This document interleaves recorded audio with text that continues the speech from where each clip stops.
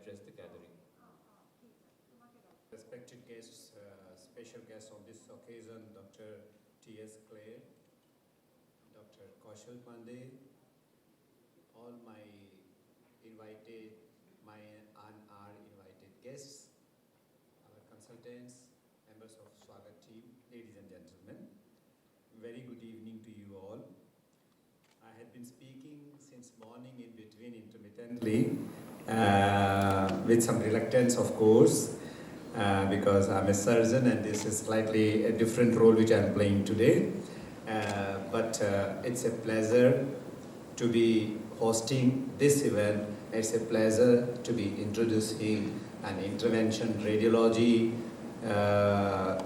department and an advanced Cathlab, one of the best, one of the unique ones, 𝗟𝗡𝗗𝗜𝗔'𝗟 in our state and in the Northeast India. I welcome our special guests, I welcome each one of you, and I thank you for joining today evening, and I thank you for being a part of this historical event of ours. I hope with your support, with the guidance of seniors like Dr. Kler and Dr. Pandey, we will be able to meet up to the expectations of the people, and we will be able to give service to our people of our state. We have had inaugural ceremony this afternoon. Today being election result day, people are little glued to their TVs. The politicians are also safe. Some of them are celebrating. Some of them must be in depressive mood also, those who are lost. So a lot of things happening in and around you, and unluckily because of the election voting going on, it has been declared a dry day, and that also is a setback for all of us. So quite natural that Sundays and Saturdays some of the doctors would like to relax with their families. So I can understand how much effort you must have taken to be with us, leaving your family behind at home. Thank you very much for that. The idea of a Cathlab stuck to us when we saw some of our close IS officers, 2 or 3 of them who called me up in the middle of the night. They wanted help, and it was a Sunday evening. It was so difficult to get consultants, and even today I was talking to the health minister, please increase DM cardiology, DM neurology seats other than MCH urology and MCH neurosurgery, because we need more neurologists, more nephrologists in the society. Plus, of course, a surgeon, I'm a surgeon, I'm selfish, but we know we have many MS and MCS seats to meet up to the expectations of our people. So, I hope that with this department, we'll be able to attract some of the renowned cardiologists of our region, and who may be budding doctors now, who will become tomorrow's our Dr. Klers and our Dr. Kaushal Pandeyas. Thank you very much. I once again welcome you all. We will go ahead with I will hand over to Dr. Ayushman for further proceedings. Thank you. So first, would like to request Dr. T.S. Kler to come on stage. Just prior to his coming on stage, would like to introduce him. He is a Padma Bhushan in his field, working as the chairman of Fortis Heart and Vascular Institute at the Fortis Memorial Institute in Gurugram. He has been practicing for the last 37 years. He has also been experienced working in Saudi Arabia and UK for 6 years, and was there at PSRI Heart Institute, New Delhi for 3 years. He's a pioneer in electrophysiology, and he has established the first dedicated electrophysiology department in India. He has also received the Times Heart Health Care Achievers Award in 2017 in the category of Legends of Medicine. The interesting fact is that his wife, Mrs. Kler, is also a Padma Bhushan, so that makes him the only couple in India to have Padma Bhushan. So, introducing Dr. T.S. Kler, would you take the stage, please, sir? Sir, Ayushman, And it's been a great pleasure actually to meet Khanna family. Let me tell you, Dr. Swagat and other people at the hospital, it gave me a very unique feeling, feeling that I know them for centuries. I didn't feel that I'm coming first time. It was very nice to see the good state-of-the-art hospital and the lab, Gurugram lab, which they have put up in the hospital, and it's the same lab which I use in Fortis Memorial Research Institute. So I think good thing is that Dr. Khanna has eye for quality, and that's what matters in the long run. I always tell my juniors that don't run after money, run after quality medicine. If you can do quality medicine, money will run after you. You don't have to run after money. So I will just briefly cover what is happening in interventional cardiology these days, because the audience is mixed, so I will try to be as simple as possible. And we have the slides. Somebody has to move it forward. Coronary artery disease, it's basically the deposits inside the vessel. Coronary arteries are like tubes. So you get deposits inside the lumen. These deposits are not just fat, it is a very complex material of fat, fibrous tissue, calcification, some inflated cells, which makes the artery narrow. When the lumen, the remaining lumen remains less than 30%, that means the blockage is 70% or more, then people start getting symptoms, initially on exertion, but as the blockage increases to 90 or 95%, then you can have even symptoms at rest. Next please. So this is what has happened in United States. So this is I think 2001 data. The prevalence of the cardiovascular disease, coronary artery disease, something like 60 million people. And if you multiply that to 4 in India, because we are 4 times more, so we will have something like 60 million people with the coronary artery disease. And if you see the number of angioplasties, PCI versus bypass surgery, and the PCI initially there were less, bypass surgery was much more common, but gradually angioplasty numbers are increasing all over the world and surgery numbers are going down and down. And rightly so, because when we talk about medicine, if possible, we should be able to prevent the disease. That's called prevention, primary prevention of the disease. If disease develops, then we should be able to treat with some 1 or 2 tablets here and there. Then if tablets are not able to treat them, then we should do procedures which are minimally invasive, without use of scalpel as possible. So the next slide please. So these are various kind of technologies. You see on the right hand side the scalpel, and Dr. Kaushal Pandey city, that is his domain. He would like to do the scalpel, but we would like to avoid the scalpel as far as possible by various technologies, either with balloon angioplasty or with the root ablation or with the atherectomy. Though the technologies on the just left to scalpel are all non-scalpel. Next please. So this is what happens in these coronary artery disease. You have the blockages, you either do the angioplasty or you do bypass surgery. Bypass surgery means that you use conduits to just bypass the blockage. It's just like maybe Shillong bypass or any bypass. So you make an alternative source of blood supply. Usually the conduits are taken either from the legs, we call venous grafts, or we use arterial grafts. That means we use mostly internal memory artery, the artery which supplies the breast tissue is one of the best conduit, particularly for the LED, which gives very long-term results. Next please. So bypass surgery initially, actually it was the first surgery in the world was done in Winnipeg in 1967. This guy dissected lima and he put it in the muscle, directly to the muscle. He had no idea that it has to be bypassed from artery to artery. but he put it to the myocardial tissue. So that's the history. And after that, it was Favaloro. He was basically, I think, Argentinian guy who was working in the United States. The first saphenous vein graft he did. Then after that, the procedure was refined. The people started using arterial grafts rather than the venous grafts. Initially, we used to do under cardiopulmonary bypass. That means your heart will be arrested, and you do the surgery on arrested heart.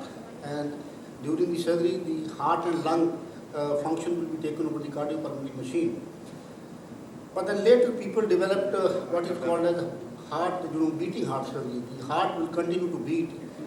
They will not put the patient on cardiopulmonary bypass, and the technology got developed to bypass these arteries without arresting the heart.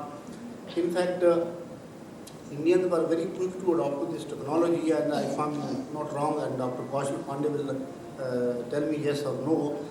In India now, most of the surgeries are done by beating heart surgery rather than by open lung, arrested heart. In the United States, even now, 55 to 60% surgeries are done with on cardiopulmonary bypass, but in India it's like maybe less than 10% on cardiopulmonary bypass, 90% they are done on the beating heart. Then there are technologies to do minimal invasive surgery. That means you don't want to do sternotomy. In fact, if there is one point against cardiac surgery, heart surgery, is one, as far as I'm concerned, we cut the sternal bone, because to expose the heart, you have to cut the sternal bone. And that is something which I think most of us will not like it. Then this sternum is sutured with stainless steel wires.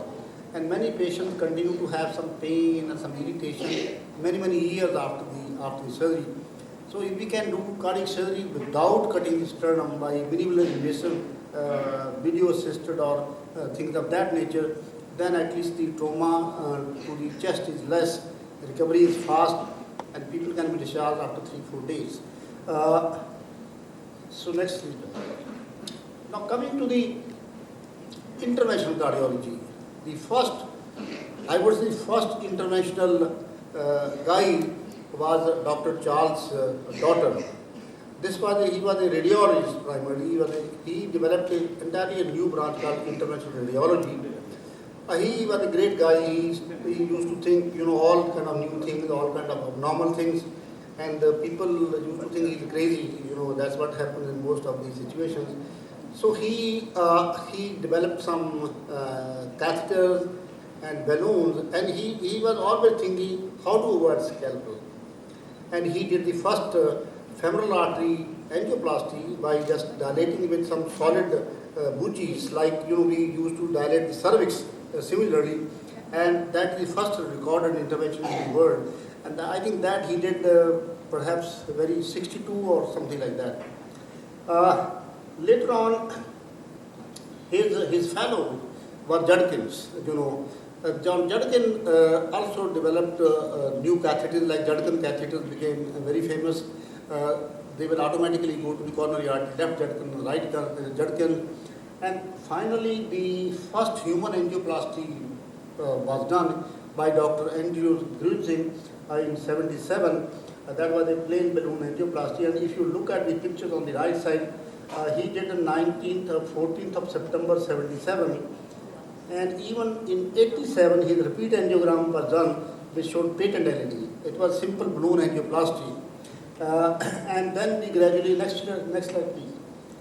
Then, many things came new. First of all, when we used to dilate the artery blockage with the balloon, almost 40% of the patient will get recurrence restenosis within 3 months. And this was a big challenge. 40% is a very high number. So then came the new technologies. The technology which gave the best result was the stent. First, the bare metal stents were developed. So what you do is that you dilate the artery with a balloon, you increase the passage, through that you go with the balloon-mounted stent, inflate this balloon, and your stent remains in the artery as you see in the last picture, and balloon, everything comes out. But even with the metal balloon, pure metal stents, the restenosis came from 40% to 20%, but 20% was still very high. So people continue to work more and more. Next slide, please. Next. Yeah. So this is the kind of chart what happened. 1964, Daughter and Judkin, they brought the concept. 77, they're using the first angioplasty. And then Jeffrey Harsler, very famous guy, he did the first angioplasty in acute myocardial infarction. They brought a new concept totally. Then Swagat and 𝗠𝗘𝗗𝗜𝗓, they had the first implantation of stent in the human coronary artery. Then Dr. Reuben, he was the first coronary stenting to treat acute myocardial infarction, because initially people thought in acute myocardial infarction, stenting is not a good idea, it will block, it will get thrombosis, but he demonstrated that it can work. Dr. Seus from Amsterdam and Dr. Fishman, they published the very landmark trial, the very stent and the stress trial, which showed the advantage of bare metal stents to reduce the restenosis. Then came the FDA approved the stent in 1994, and Dr. 𝗟𝗜𝗚𝗓𝗔𝗟, he was from Argentina again. He was from Brazil. So that was the first time when they developed a drug-eluting stent. Now, what is a drug-eluting stent? You put some medicine on the stent, on the inner surface. This medicine is anti-cancer, like sirolimus, for example. The idea is to arrest the cell growth. The restenosis is a very different mechanism as compared to the first stenosis. When you inflate the artery with the balloon, you produce a trauma inside. So the healing occurs. The healing occurs in such a way that most of the patients, it becomes a smooth healing, endothelialization. But some patients, that endothelialization, the cell growth is hyper. It continues to produce cells, and cells ultimately it gets the artery blocked again. So the idea was to prevent cellular hyperplasia, and this anti-cancer drug did the trick, and they published that data in something like I think 1999 or so, when the first drug-eluting stent came. Then after that there have been approvals of Cypher and Texas stent in 2004, and then came further. In 2011 came the bioabsorbable stent. Now the concept about bioabsorbable stent was that why do we keep metal in the coronary artery for the rest of the life? So they came up with a material which will degrade automatically in 2 years or 3 years time, leaving the artery as a normal artery. It was approved by the FDA, but then later on it was realized that the efficacy of bioabsorbable stent was less as compared to metallic stent, and complications were more, particularly stent thrombosis. So FDA withdrew this, I think 3 years back, but still there are trials going on with improved version of bioabsorbable stent. My thinking is that ultimately bioabsorbable stent that come again, because if you can give a normal artery after some time, why not? Why to keep a metal inside the artery? Next, please. So this is again the same picture like 77 balloon angioplasty. This is how it has evolved. Now we have third generation drug-eluting stents, which are much better and much more easy to use. And now the restenosis rate actually has come down something like 7-8% only. It's not zero still, but still from 40% to 7-8%, I think it's a great victory. Next slide, please.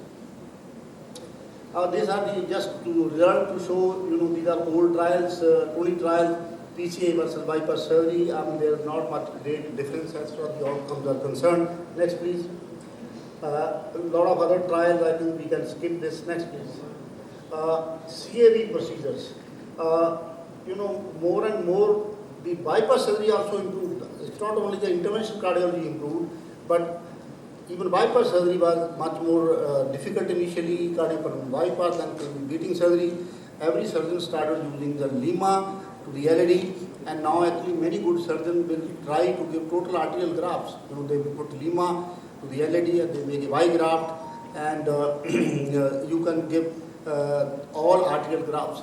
Now the good thing about the arterial graft is that once, if the surgeon has done a good job, if the arterial graft doesn't close within first 3 months, then they are not going to close. Then they will continue to work. Particularly lima graft is one of the best grafts you can use in these situations. Next, please. Well, I think as far as the mortality rate was concerned, again, there is not much difference between PCA and bypass surgery. Next. Next slide, please. Outcome between absolute and relative risk parameters was also more, so trial didn't show much difference. Only the next slide, please. Yeah. See, if you see, there have been many trials to compare bypass surgery and angioplasty in multivessel disease, that you have 2 or 3 vessel disease, which one is better. So, most of the trials showed that if your patient is diabetic, the surgery is better, long-term results will be better. If you have a left main disease, then also surgery is still preferred. But now, people have developed a new thinking that we go by what is called syntax score. Syntax score means we see is there a calcium in the artery, is it tortuous, is it difficult lesion, if it's long lesion. There are criteria to give syntax score. And if the syntax score is more than 23, 24, then bypass surgery is preferred. If it is less than that, then you can do angioplasty. Now, before, left main was kind of contraindication to angioplasty, but a lot of work has been done from Korea and Japan, and now left main angioplasty has become a routine procedure. Even now, I would say that if you have austere left main or mid-shaft left main, then angioplasty is a very good option, maybe perhaps better than bypass surgery because you got a lot of complications of surgery. But if you have left main at the bifurcation into the left main and in the LAD and the circumflex, I personally feel that surgery is still better than the angioplasty. But if your left main is associated with more lesion, like distal lesion, LAD, circumflex, then more the lesion, more is the likelihood that surgery will be a better outcome. So you have to individualize each and every patient. It's not, you can't make generalized. Next, please. Next slide. We can leave this. Next, yeah. Now, further development occurred. For example, we started in complex lesions, bifurcation lesions. Previously, it was a difficult situation that if you put a stent in one vessel, the side branch will close. But now we can do complex lesions, tortuous lesions. Now, one of the challenges in interventions is the calcium. If your arteries are calcified, they are difficult. The balloon will not go, the stent will not go. The result used to be very bad, but now we have a technology to decalcify these vessels by either doing road ablation or what is called as intravascular lithotripsy. So it's a ultrasound based, you go with the balloon, it will send ultrasound waves into the 360 degrees. It breaks the calcium into small pieces. Then it becomes easy to dilate them with the balloon and put a stent there. Because we want to mimic the cord. If you put the lead in the right ventricular apex, around 8% of the patients will develop heart failure in the long run. But with conduction system pacing, that possibility is not there. Next, please. We can go next slide.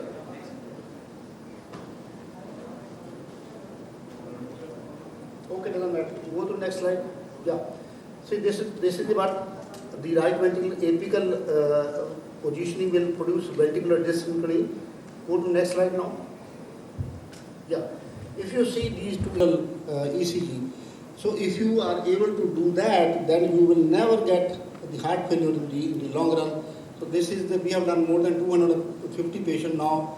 We only do conduction system pacing now. We don't do traditional at all. Next slide, please. So this is I think there is some problem, some maybe program. So you can demonstrate in the heart how wavefront moves in the heart. From where the wavefront is difficult to make things clear in a mixed population. But let me tell you that in heart disease, so much progress has occurred in last 20-25 years that is amazing. I tell one thing that if a patient of heart disease is intelligent and his family is intelligent and they have money, no patient should die because of heart disease. I tell you why. There are so many things like you can prevent the disease, the statins have made a lot of difference, the lifestyle modification helps, but if you get the blockages, you have angioplasty, you have a bypass surgery, you can replace the valves.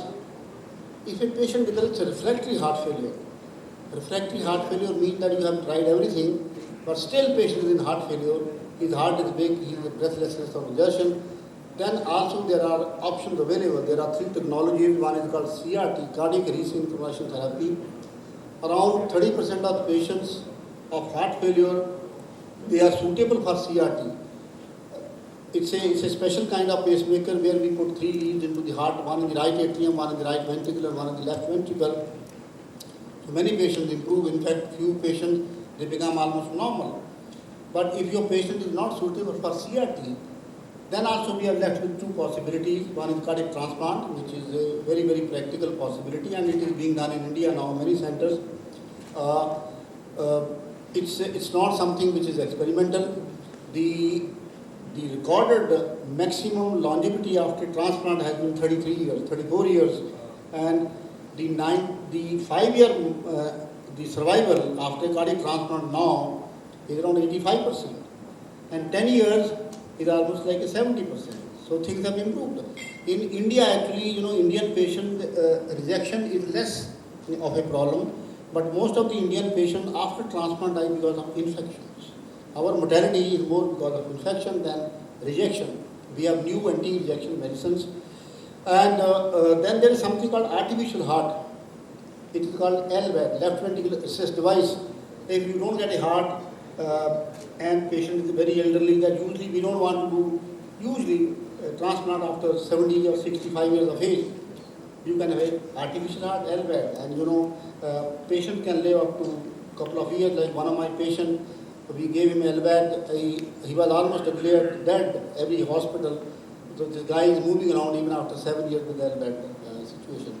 So again, I will re-emphasize that if you have the knowledge, the patient is intelligent and they can afford, and they have willingness to have the treatment done, perhaps no patient should die from heart disease. So thank you very much for your time. To come up on stage and felicitate Dr. Kler.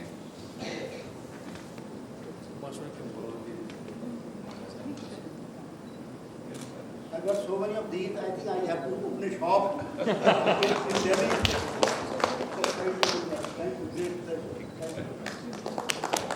Sir, thank you, sir, for the wonderful talk. Up next is Dr. Kaushal Pandey from Hinduja Hospital. Just a brief introduction. He has worked for 31 years and has more than 26,000 open heart surgeries. So if we do 50 cases per month, that would be 18,000 cases in 30 years' time. So even then, he's doing more than that. So that speaks volume of his workload. He's done 5 years of training in Australia. His special interest is most of the infective endocarditis cases, and he's currently doing a trial, US FDA approval for the new heart valves. So, sir, I would like to request you to come on stage, sir.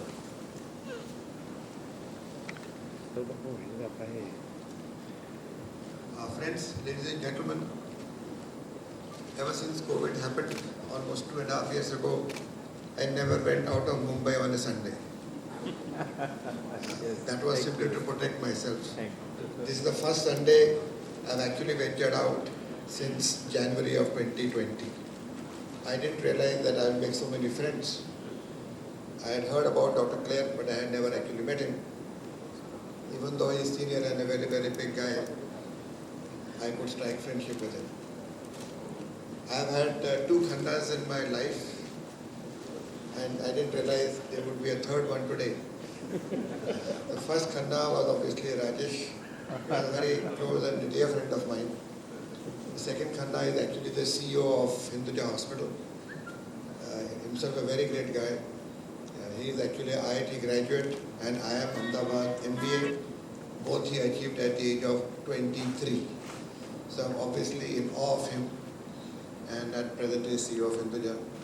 And I didn't realize that whenever I write about my life, I'll have to write about 3 khandas. And the third one is, of course, Dr. Subhash Khanna, and the multiple Dr. Khannas in Guwahati.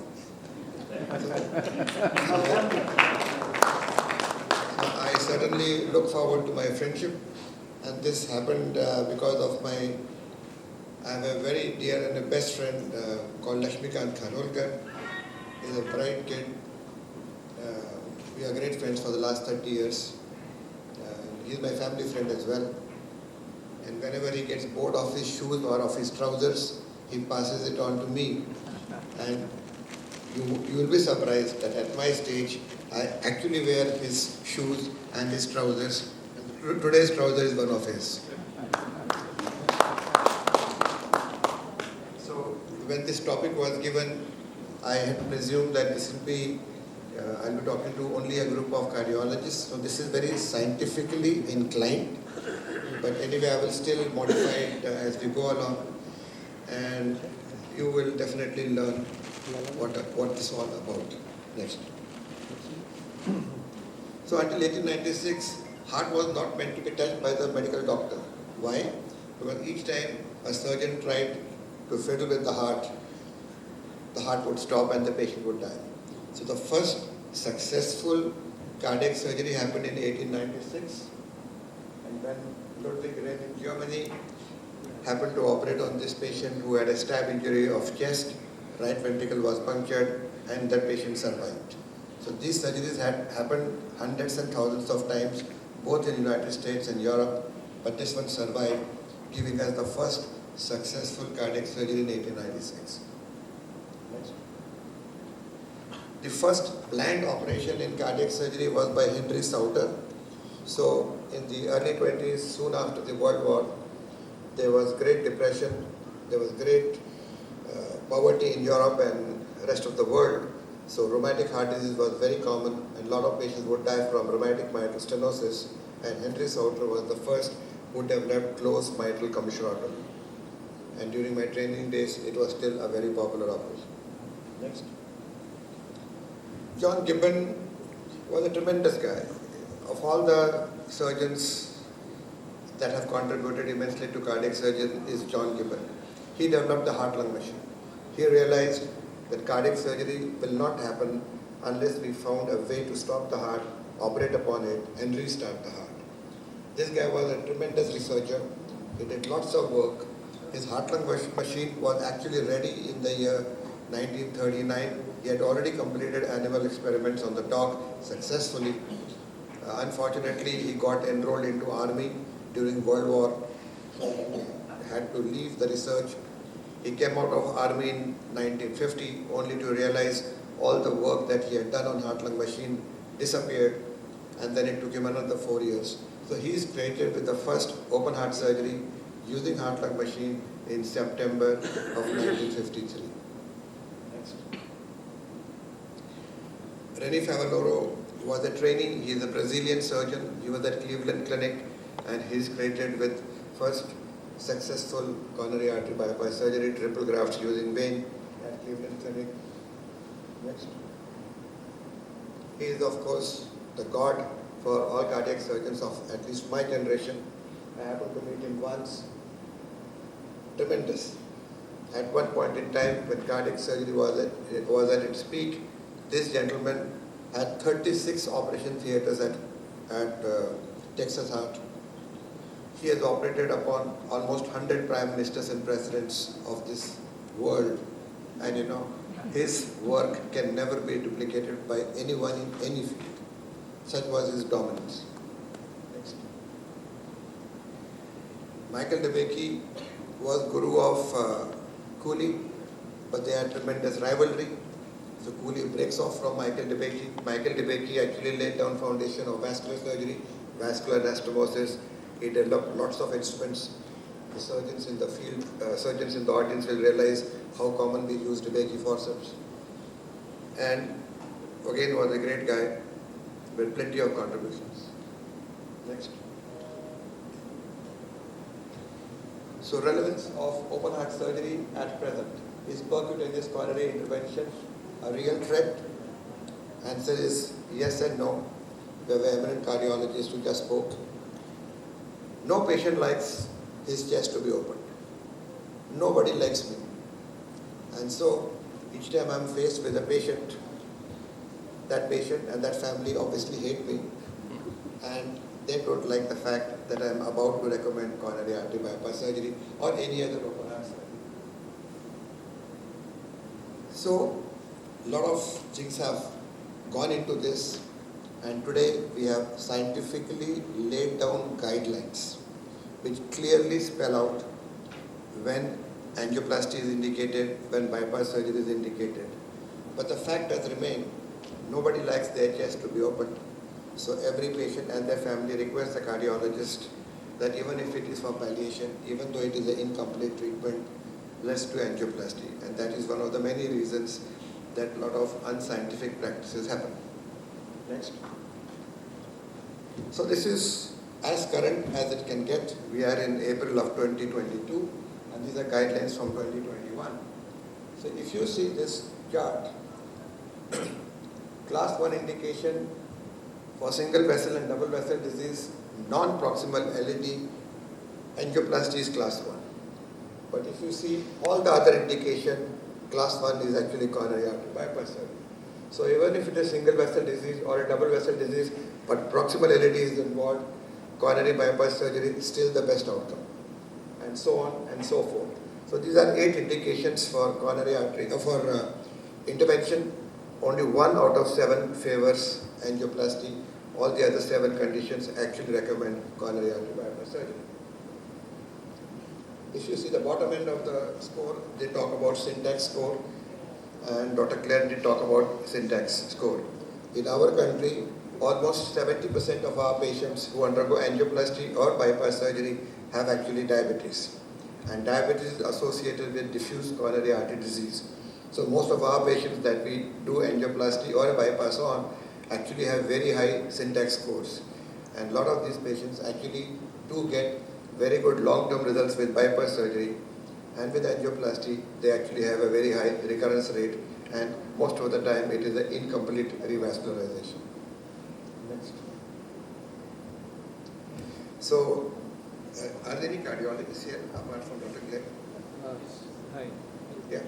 So indications for revascularization in STEMI. So this is also from current guidelines. So if you have had a symptom for less than 12 hours, and if PCI is possible, then primary PCI to the culprit artery is class 1 indication. However, if the angiography shows that PCI is not going to be possible and there is a large chunk of myocardium at jeopardy, then obviously a bypass surgery is the answer. However, if the symptoms of chest pain or infarction are more than 12 hours old, then we have 4 options. From the left, if the patient is bad in cardiogenic shock or in heart failure, if PCI is feasible, then that is an option. Otherwise, bypass surgery to salvage the situation. And if there is an ongoing ischemia, electrical instability or heart failure, angioplasty, PAMI is the right option. However, if the infarction has occurred more than 24 hours, myocardial infarct has set in full thickness, then there is no benefit to the patient, and then PCI is basically avoided as a PAMI once 24 hours are complete. Next. So this is another guideline, how to deal with the non-infarct related coronary artery lesion in patients who have already undergone PAMI. So if STEMI and successful PCI of the infarct artery, if the patient is in a bad shape going into cardiogenic shock, if yes, then of course that's the pathway. So you will realize that most of these patients who have PAMI, 4 to 6 weeks later go on to have either elective bypass surgery if it is a complex lesion for the remaining arteries, or angioplasty if the lesions are simple. Next. It's very important for me at this juncture to actually spell out what is the meaning of the word elective, what is the meaning of the word urgent, emergency, and of course emergency salvage. Elective, the patient's cardiac function has been stable in the days, weeks before intervention, whether surgical or procedural. The intervention could be deferred without increased risk of compromise to cardiac outcome. Urgent is one where in the same admission you need to do the therapy. Emergency is the one where it is actually emergent. Once the problem is diagnosed, it needs to be tackled there and then.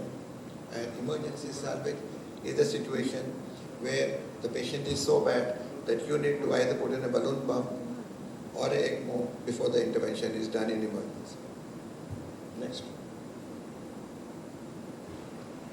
So a lot of physicians do call me and say, oh, we read that in chronic stable angina, bypass surgery or angioplasty results are same as medical management. So how do you decide who gets a bypass and who gets an angioplasty? And this is very commonly asked. This particular guideline actually answers that. This operative transesophageal, there's a large vegetation sitting on the AML.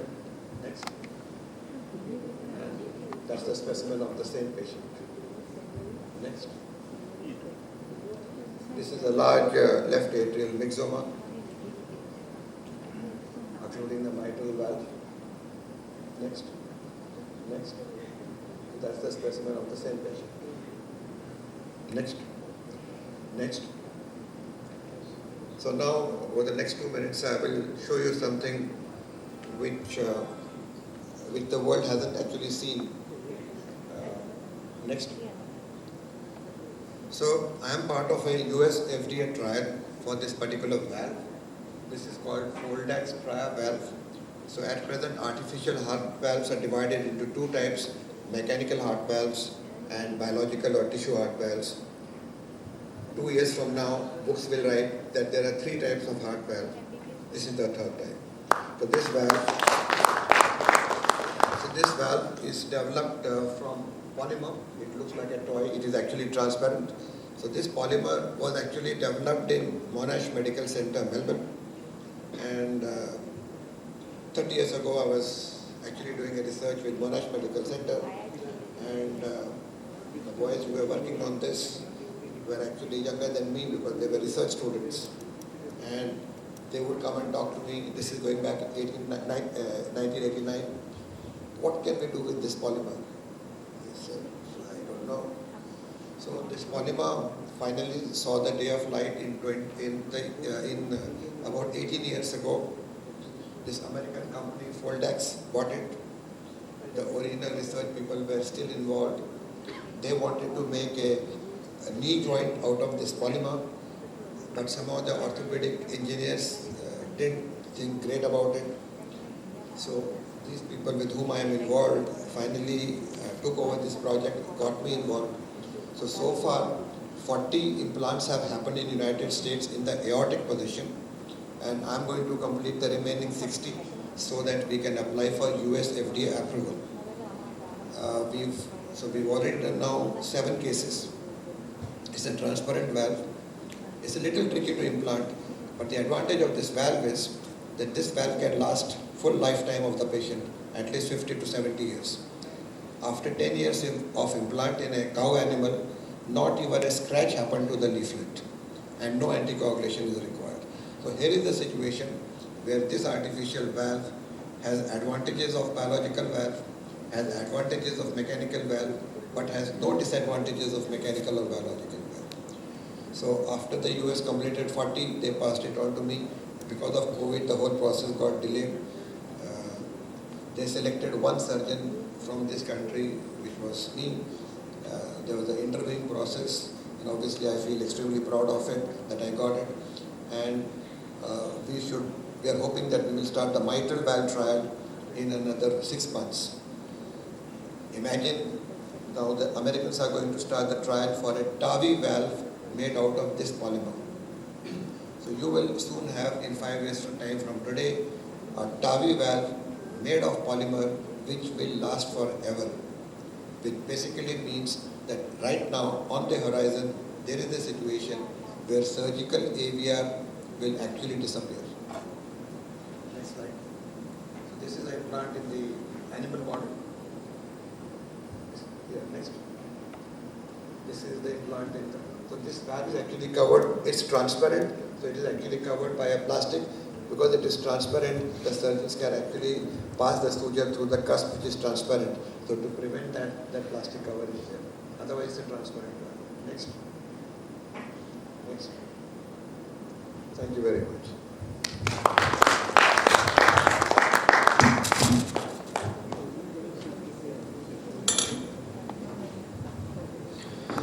Again, I'd like to request Ms. Arpita to felicitate Dr. Pandey.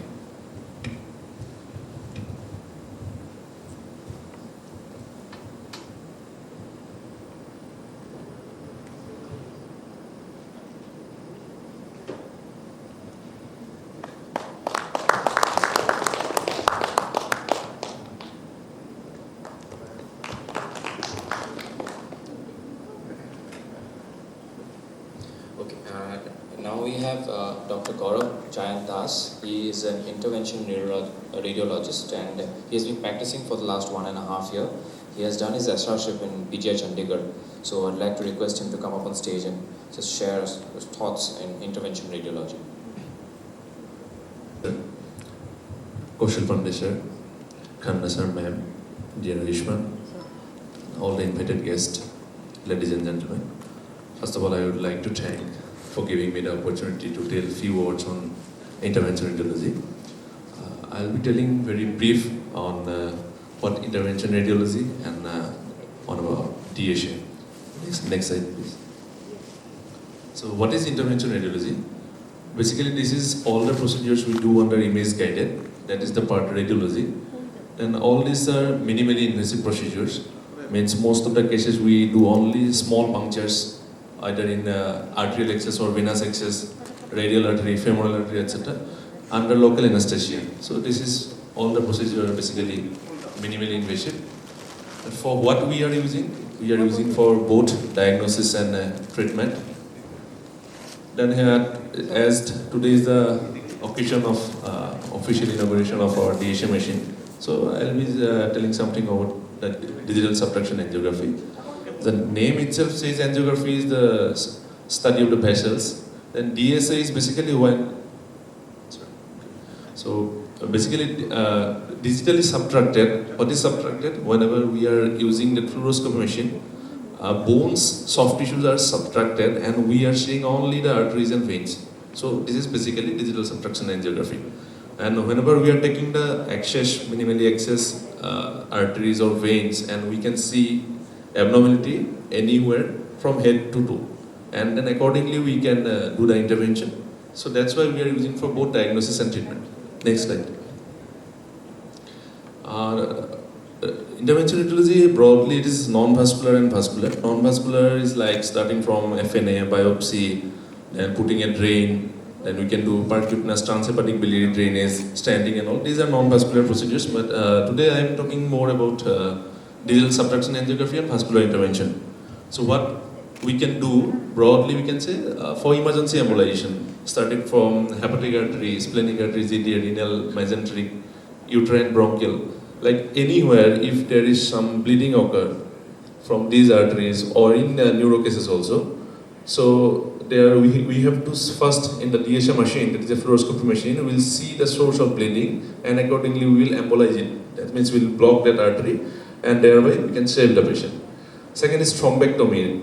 Anywhere there is a blood clot, so that will prevent the flow to the target organ. So we can do thrombectomy, that is a removal of the clot, that also can be done.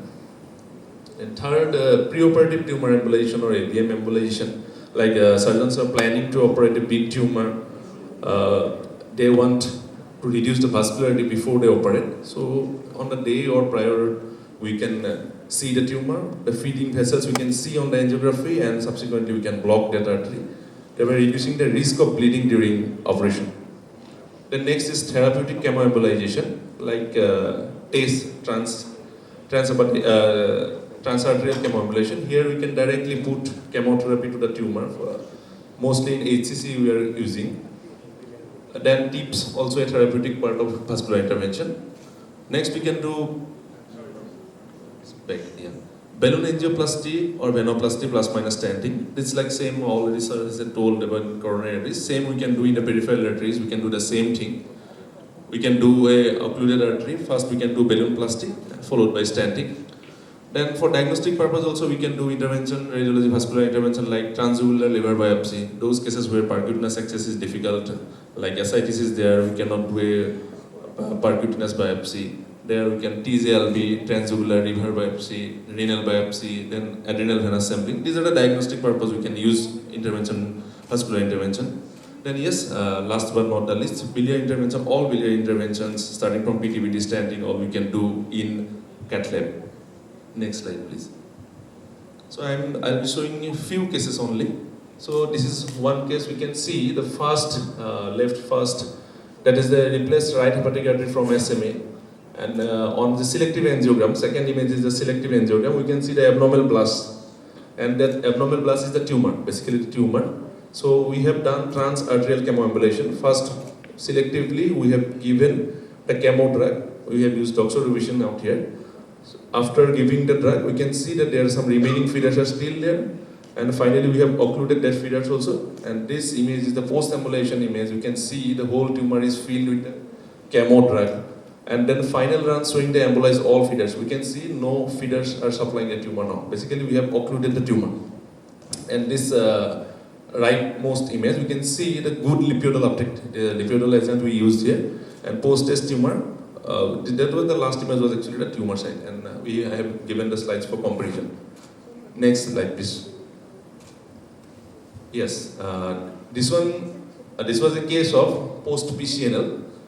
And there was a large hematoma. You can see on the right side, large perinephric hematoma. There was a bladder clot. Post-PCNL patient was complaining of massive hematuria. And here the role of interventional radiology is very important, because if this was not done, we have to land up with nephrectomy. So what we have done, we have selectively taken the run, and we can see the bleeding point.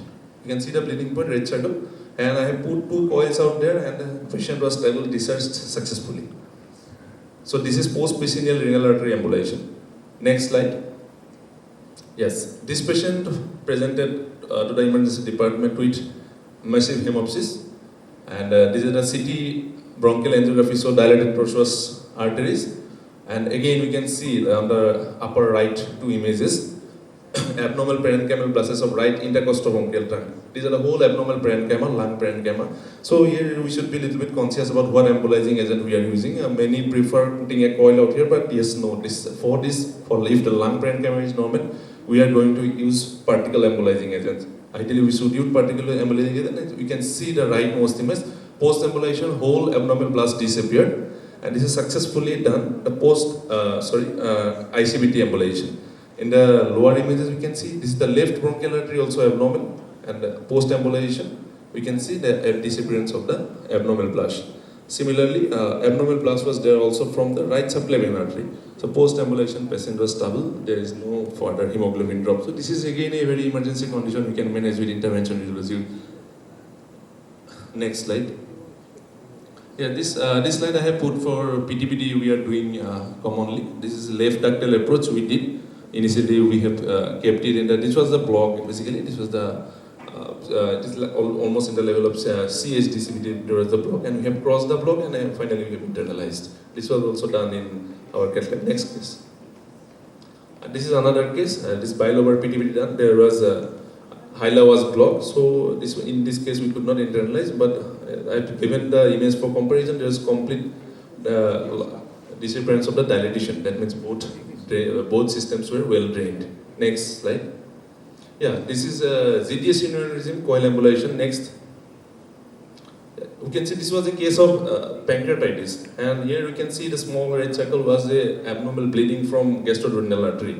Next. This is the DSA image. I can show. We can see the bleeding from the gastroduodenal artery, the red one. There is active bleeding from the ZD, and patient was having hemoglobin drop. Next slide, please. Yeah, we have put the coil, and the post-embolization run, you can see no bleeding was there from ZD, and patient was stable. So this is a very common complication of acute pancreatitis like ZD aneurysm, splenic arterial aneurysm. I'll be showing the next slide for splenic arterial aneurysm. Next, please. Yeah, next. Here we can see this is the branch of splenic artery. This was also a patient of pancreatitis. It's a large pseudoaneurysm. You can see. Next. Yeah.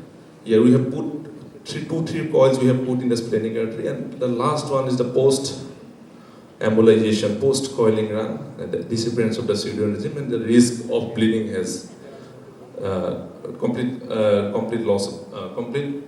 disappearance of the pseudoaneurysm. Next slide. Here I have shown one case of this left common iliac artery blockage. We can see in the topmost slide there is a left common iliac artery blockage. And this was balloon angioplasty first 2 slides, and followed by stand placement. And this is the final one. We can see the occluded left iliac artery has opened up. This is again a very good role of intervention radiology in the peripheral vascular intervention. Next slide. Next. Yes, as I have told, preoperative tumor embolization is a very important role of DSA. This is a very hypervascular tumor. You can see in the arterial phase. This is the CT angiographic image. You can see the large tumor in the left kidney. This is renal angiomyolipoma. This was a very large tumor basically. Both slides I have shown the tumor. Next. Yeah. This is the left renal selective angiogram. This whole lower part, these abnormal arteries are the feeders. So there will be a very high risk of bleeding during operation. Next slide. This is the post-coiling, post-embolization run. We can see complete disappearance of the vascularity of the tumor. Nicely embolized, this tumor has lost its vascularity. Next slide, please. Yeah. This was a case of very simple case actually. Patient had mostly post-PCN or it was a renal biopsy, and patient developed one pseudoaneurysm in the lower pole, and we have put two coils out there, and post-embolization run shows disappearance of the pseudoaneurysm. Next slide. Yeah, uterine embolization is again an important point. Most of the cases presenting with postpartum hemorrhage and all, their only result is that you have to remove the uterus. But yes, with the help of interventional radiology, we can preserve the uterus. Next slide. Yeah. Here we can see it is the left uterine artery run shows the abnormal bleeders, abnormal vessels. Next slide. Yes. This is simple placement of gel foam. Nothing we have put only gel foam. The patient had left uterine artery has blocked. Next slide. Yeah, again we take a run from the right uterine artery. We can see the abnormal feeders. Next slide. Yeah, see both right uterine and left uterine artery are blocked successfully, and we could preserve the uterus. No need for hysterectomy in this case. Next slide. Okay, thank you from the team of Swagat. Thank you so much.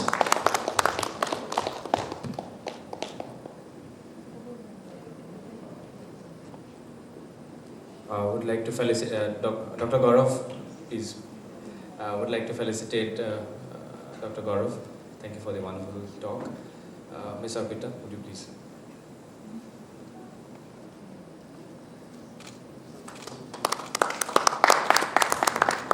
Also, I would like to request Dr. Chandra Das to come over on stage, and he being our cardiologist, we would like to felicitate him as well on the occasion of the inauguration of the cardiac Cathlab.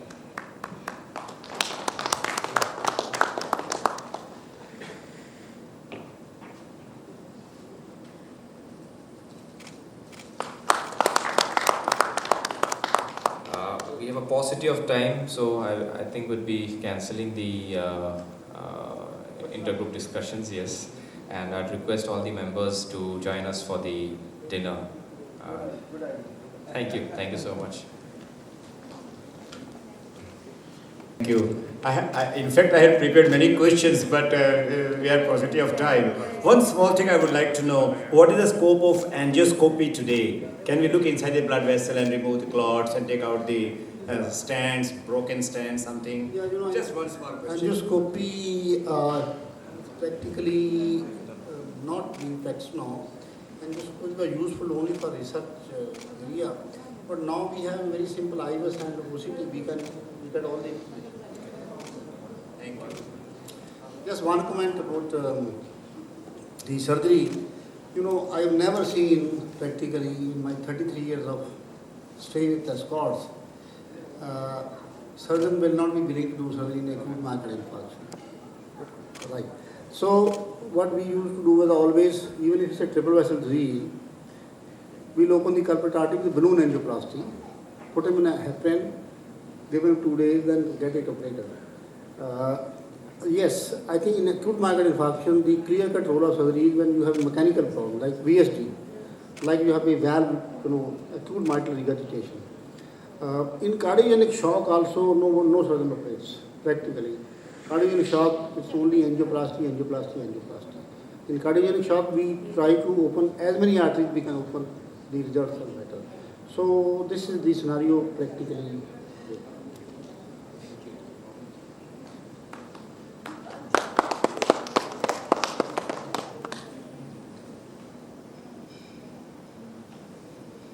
Let's have some